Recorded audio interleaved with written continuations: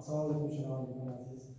Man muallim kafedra metodik tahsilot ibtidaiy dانشگاهی دانشگاه سرکاری بیهان آمریکا پسند می‌شم. موضوع امروزی ما دوره فن نظریه متدیک فن‌های طبیعی در موضوع سیستم آفتابی سیاره‌ها و ساختار آنها می‌باشد. سیستم آفتاب مجموعه جسم‌های آسمانی آفتاب، سیاره‌ها، محورهای سیاره، استروئیدها، کومت‌ها، غبار کیهانی که در دایره میدان جاذبه آفتاب حرکت می‌کند، این سیستم آفتابی می‌نامد. نیکولای کوپرنیک اولین شده ساخت عمومی سیستم آفتاب را درست توصیف نموده، گردش زمین و سیاره‌ها را در اطراف آفتاب اساسنامه کرد. جسم اساسی که حرکت‌های جسم‌های سیستم آفتاب را اداره می‌کند، آفتاب است.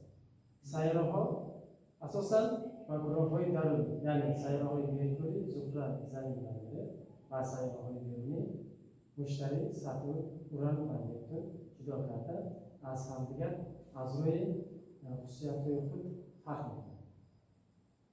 در اینجا سیستم آفتاب را دیدن ممکن است. در سیستم آفتاب اولین سیاره که با آفتاب نزدیکترین است این مرکوری به حساب می‌رود. بعد از آن ونera، بعد از آن زمین با همراه محور خود مهتاب، مرز، مشتری، ساتورن، اوران و نپتون. سیستم آفتابی مسافت و مقیاس آنها مسافت بین آنها یخ‌بندی است و حجم خرد کلان آنها هم یخ‌بندی است در رسم ذهن ممکن است و حرکت آن گردش آن حرکت می‌باشد. حرکت سیاره‌ها در سیستم آفتابی از قسم شرق و غرب حرکت می‌کنند در رسم ذهن ممکن است. حرکت آنها همین طور در شکل گیاهی حرکت می‌کنند در سیستم آفتابی.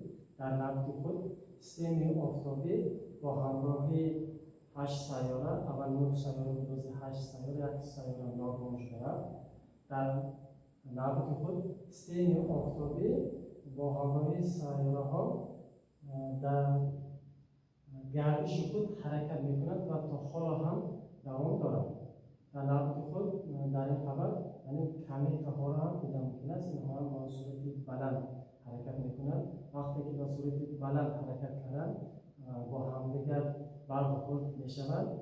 بعضی کومت‌ها در این سیستم خود از راه خود برآمده می‌روند و بعضی سیاره‌ها رفته می‌رسد و بعضیش به آفتاب هم رفته می‌رسد. بعضی نه به سیاره زمین رفته رسیده است. حرکت سیاره‌ها در گرد آفتاب گفتیم از قسم شرق و غرب حرکت می‌کنند. در نبض خود هر یک سیاره حرکت آن هر خیلی می‌باشد. مثلا سیاره زمین با شما زندگی می‌کنید در گرد آفتاب در 365 366 روز گرد آفتاب را یک مرتبه دور می‌زند. اکنون سیاره‌ها را یک برای نمایش می‌کنیم. اولین سیاره که به سیستم آفتابی نزدیک‌تر است این سیاره مرکوری است. نزدیکترین سیاره به سیستم آفتاب سطح بسیار گرم و خنک میباشد. روزانه خیلی گرم و شبانه خیلی سرد محسوب می‌شود. کبد زمینش پر از کراter‌ها، جای‌های برف شده خیلی بسیار به حساب می‌آید. گرمترین سیاره مرکوری به حساب می‌آید. بعد سیاره این سیاره زحل بسیار گرمترین سیاره است. از سبب اتمسفر غاز و کربن دی اکسید جاری شده است. آخر زمین گفته می‌شود چون که اندازش و اندازه زمین خیلی مانند است. ما این همراه طبیعی زمین به حساب می‌رود نه سیاره لیکن مهم است. یعنی جای اولین سفر انسان در کیهان با ما رسیده است. سومین سیاره ما و شما زندگی می‌کنیم زمین است. یگانه سیاره‌ای که در آنجا حیات موجود است. 70% روی زمین را آب افاده یافته است. بعدین سیاره مرز یعنی سیاره سرخ مشهور است. از سبب خاکش سرخ و از آهن ایران دارد. شاید در گذشته آب‌های جاری داشته باشد گفته فرض و تخمین حاضر عالمان ایستاده. بعدین سیاره زحل به حساب می‌رود. بعضی زمان یوپیتر هم نام میگیرند. بزرگترین سیاره در سیر آفتاب میباشد. بیشتر از کشف‌ها ترتیب یافته است.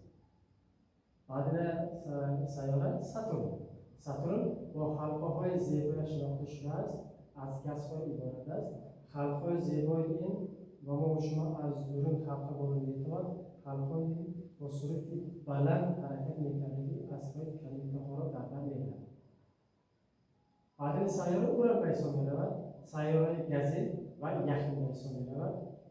این سیاره هم سیاره حلقه دار به حساب می‌رود، لیکن حلقه‌اش آنقدر معلوم نیست. و سیاره از همه دورترین به سیستم آفتاب این یک به حساب می‌رود.